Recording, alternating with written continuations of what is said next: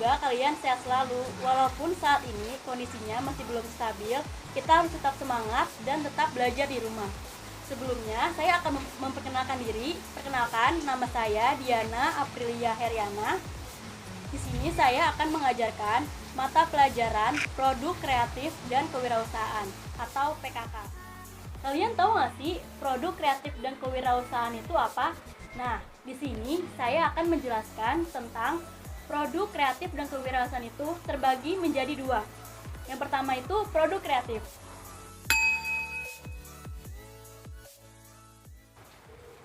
Yang kedua itu kewirausahaan.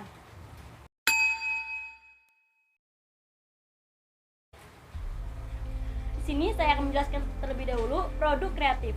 Produk kreatif adalah hasil ciptaan kita sendiri dari kreativitas dan keahlian kita bisa menciptakan produk yang unik dan berbeda. Maksudnya seperti apa sih? Maksudnya itu produknya yang kreatif itu kita mengapresiasikan ide dari pemikiran kita sendiri untuk menghasilkan produk yang bersifat baru, sehingga tidak ada yang menyerupai dari segi tekstur, model, dan bentuk. Ini saya akan mengasih contoh tentang produk minuman yang dijual di pasaran. Dalam penjualan minumannya itu kan pasti tidak akan menunya tidak akan itu aja kan, pasti butuh perkembangan dalam minuman tersebut. Jadi contohnya itu kayak menambahkan topping atau menambahkan dalam minumnya itu tersebut kayak bentuk kemasannya itu kayak jadi lebih menarik. Lanjutnya saya akan menjelaskan tentang kewirausahaan. Kewirausahaan adalah sebuah usaha dan tujuan untuk memperoleh pendapatan dengan jalan bisnis mandiri atau membangun usaha sendiri. Dalam berwirausaha itu kan tidak mudah ya, pasti mempunyai tekad yang lebih tinggi. Ada jatuh bangunnya, ada gagalnya, itu pasti proses dalam berwirausaha itu pasti ada. Nah, di sini saya akan memberi contoh atau memberi video yang akan saya berikan kepada Anda. Ini dia videonya. Saya mau cerita. Ada dua orang sahabat yang tinggal di sebuah desa kecil di Italia. Sebut saja nama mereka adalah Pablo dan Bruno. Mereka adalah anak muda yang memiliki impian yang tinggi. Mereka sering berkhayal bagaimana kalau suatu hari nanti mereka menjadi orang terkaya di desanya. Keduanya merupakan orang yang sangat ambisius. Yang mereka perlukan adalah sebuah kesempatan. Pada suatu hari, kesempatan itu pun datang. Kepala desa memutuskan untuk mempekerjakan kedua anak ini untuk membawa air dari sungai ke sebuah penampungan air di tengah desa. Keduanya masing-masing membawa 2 buah ember dan segera menuju ke sungai. Menjelang sore, keduanya telah mengisi penampungan air sampai penuh. Kepala desa menggaji mereka masing-masing berdasarkan jumlah ember air yang mereka bawa. Wow, Pablo dan Bruno senang sekali. Ini berarti impian mereka akan segera terkabul. Mereka sulit percaya jika mereka bisa mendapatkan rezeki sebanyak ini. Mereka bekerja lebih keras lagi setiap hari agar bisa mengangkut air lebih banyak. Namun, Pablo mulai merasakan ketidaknyamanan. Ia tidak yakin pekerjaan ini bakal buat impiannya terwujud. Punggungnya nyeri dan kedua telapak tangannya lecet-lecet. Kian hari, kian takut saat harus pergi bekerja. Ia pun mulai berpikir keras mencari akal bagaimana caranya membawa air dari sungai ke desanya. Aha, Pablo mendapatkan ide. Bruno, saya punya rencana. Daripada kita mondar-mandir bawa-bawa ember setiap hari, kenapa kita nggak sekalian aja buat sebuah saluran pipa dari sungai ke desa kita? Saluran pipa? Ide dari mana itu? Seru Bruno. Kita udah punya kerjaan yang bagus, Pablo. Saya bisa bawa 100 ember sehari. Saya akan jadi orang kaya. Di akhir minggu, saya bisa beli pakaian baru. Pada akhir bulan, saya bisa beli seekor sapi. Dan pada akhir tahun, saya bisa bangun sebuah gubuk baru. Nggak ada kerjaan sebagus ini di desa ini. Setiap minggu kita bisa liburan. Setiap akhir tahun, kita berhak cuti selama 2 minggu dengan gaji utuh. Kita akan punya hidup yang layak. Jadi buang jauh-jauh lah pikiran untuk bangun saluran pipa. Tapi Pablo tidak putus asa. Ia akhirnya memutuskan untuk bekerja paruh waktu. Ia tetap bekerja mengangkut ember-ember air. Separuh waktunya, serta di akhir pekan, dia luangkan waktu untuk bangun saluran pipanya. Hal itu tidak mudah. Penghasilannya otomatis menurun dan dibutuhkan waktu 1 hingga 2 tahun sebelum saluran pipanya bisa menghasilkan sesuatu yang berarti. Bruno dan orang-orang desa mulai mengejek Pablo. Dia menyebutnya Pablo si manusia saluran pipa. Bruno yang berpenghasilan hampir 2 kali lipat dari Pablo terus memamerkan barang-barang baru yang berhasil ia beli. Sapi, keledai, pakaian, sepatu baru, gubuk bertingkat 2. Bruno bisa makan mewah di kedai. Orang-orang di desa menyebutnya Tuan Bruno.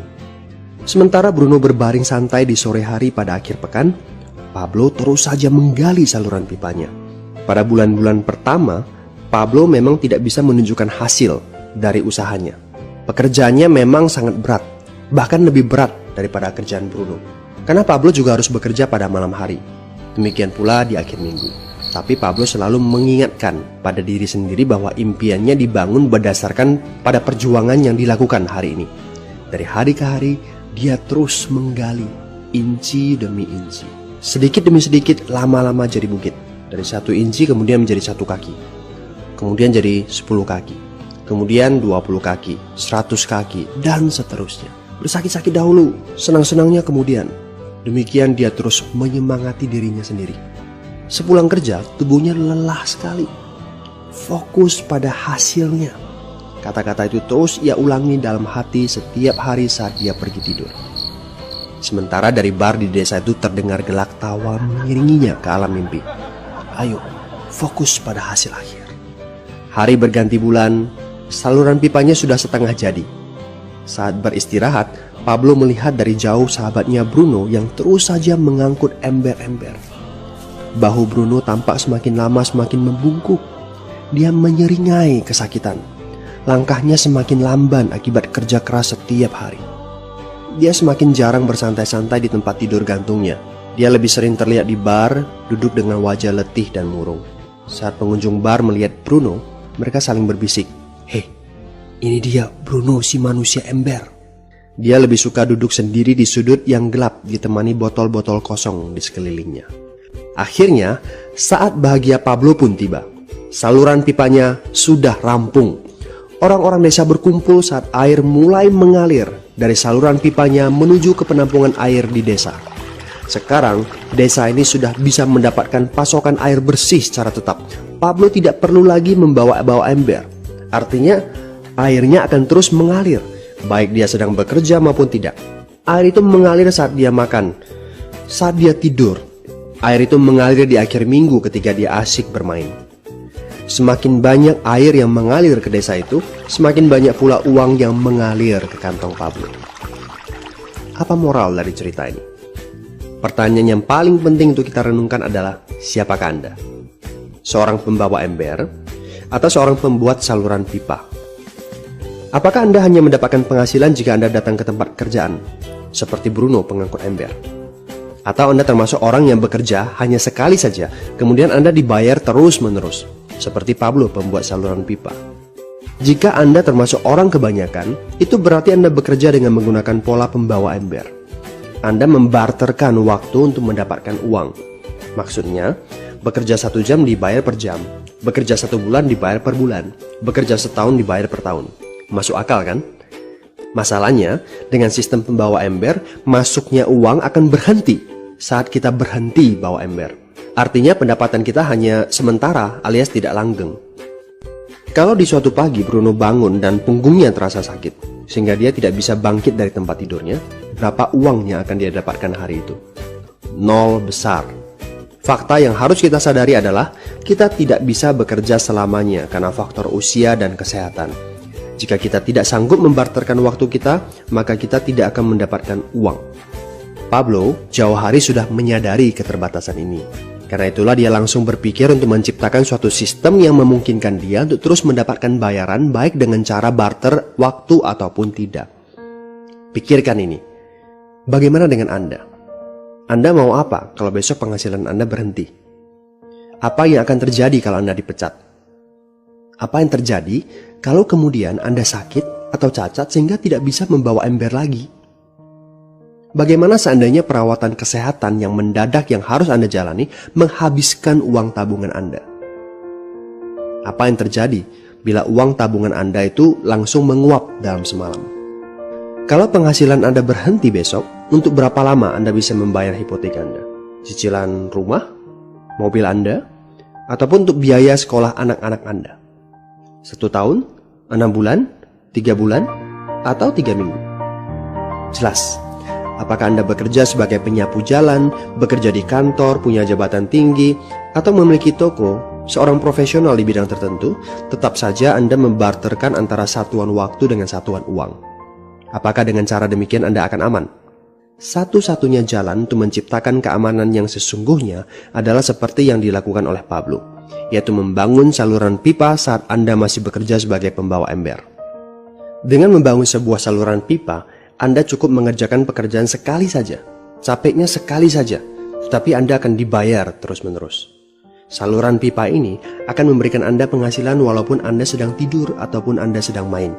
Penghasilan ini juga akan terus Anda peroleh setelah Anda pensiun, pada saat Anda sedang sakit ataupun cacat sehingga tidak bisa bekerja, dan juga dalam situasi darurat. Nah, kalian udah nonton kan video tentang motivasi entrepreneur muda? Nah, sekarang saya mau tanya nih, kalian ini mau menjadi Bruno atau ingin menjadi Pablo? Pablo yang seorang wirausaha atau Bruno yang menjadi pekerja saja? Di antara kalian, ada nggak sih yang udah melakukan wirausaha walaupun wirausaha itu kecil? Di antara kalian ada? Nah, walaupun usaha kalian kecil, walau menjadi penjual masker, penjual hijab, penjual pulsa, terus makanan dan lain sebagainya, itu adalah tahap atau proses menjadi wirausaha. Dari kegigihan seorang Pablo, itu adalah sikap kewirausahaan. Dalam sikap kewirausahaan ada 6. Yang pertama itu disiplin. Seorang wirausaha dalam melaksanakan berbagai atau pekerjaan harus mempunyai sikap disiplin yang tinggi.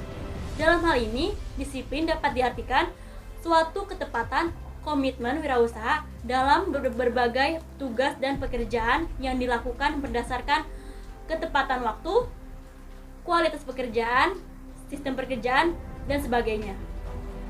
Nah, yang kedua adalah komitmen tinggi. Komitmen tinggi merupakan suatu kesepakatan tentang suatu hal yang dibuat oleh manusia, baik terhadap dirinya sendiri atau orang lain. Nah, di sini seorang Pablo mempunyai komitmen yang sangat tinggi. Dia hanya fokus dalam pekerjaannya dan niatnya yaitu membuat sistem pembuatan pipa air. Selanjutnya yaitu jujur. Jujur dalam melakukan berbagai bentuk kegiatan dalam berwirausaha. Nah, yang keempat, kreatif dan inovatif. Seorang wirausaha harus memiliki daya kreativitas yang tinggi agar mampu memenangkan persaingan. Kreativitas tersebut harus dilandasi dengan cara berpikir maju, penuh dengan berbagai gagasan baru. Nah, yang dilakukan oleh Pablo yaitu dia jauh-jauh hari sudah tahu keterbatasannya dalam pekerjaannya. Makanya dia memikirkan idenya yaitu membuat saluran pipa agar nanti pekerjaannya lebih mudah dan dapat membuat penghasilan yang sangat banyak. Walaupun dia sangat diremehkan oleh teman-temannya, ia tetap gigih atau semangat dalam membuat saluran pipa tersebut. Apa sih yang dilakukan? Dia hanya menaruhkan waktu ke siang dan malam. Walaupun siangnya itu dia membawa ember, itu berkurang penghasilannya, tapi malamnya ia bekerja terus hanya untuk membuat saluran pipa. Dia pun diejek oleh teman-temannya karena waktunya yang sangat lama untuk membuat saluran pipa tersebut, yaitu 1-2 tahun. Di sini kan Pablo memikirkan jangka panjangnya karena ia tahu pekerjaannya ini pasti beban bagi dia karena membawa ember setiap harinya. Nah, karena apa? Dalam bekerja itu kan pasti tidak selamanya ya. Ada 2 faktor ya tadi. Yang pertama itu usia dan kesehatan. Nah, yang kelima yaitu mandiri.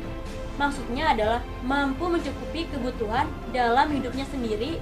Ini adalah salah satu mutlak yang harus dilakukan atau dimiliki oleh seorang wirausaha.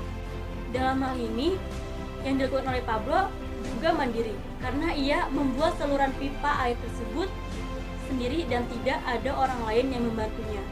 Hasilnya, ia membuat saluran pipa yang tadinya jadi bukit hingga sampai ke pedesaan.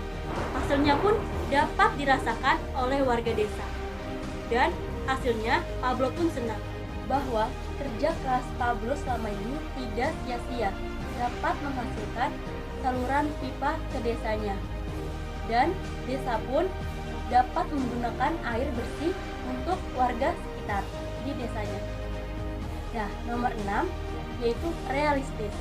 Seorang yang dikatakan realistis jika orang tersebut mampu menggunakan realistis atau fakta sebagai suatu landasan berpikir rasional dalam setiap pengambilan tindakan atau keputusan. Pablo berpikir rasional, yaitu dia tidak akan bisa terus-menerus bekerja membawa ember tersebut. Jika ia terus-menerus membawa ember, badannya itu tidak akan kuat dan kesehatannya pun makin menurun. Makanya ia mempunyai ide untuk membuat saluran pipa air ini. Dalam menjalani wirausaha pasti memang tidak mudah. Harus mempunyai tekad yang lebih tinggi dan harus semangat menjalani wirausaha tersebut. Jika kita mau berwirausaha, harus fokus dalam satu tujuan agar dapat mencapai tujuan tersebut. Nah, apakah kalian sudah berpikir untuk menjadi pewirausaha atau ingin menjadi tetap pekerja aja?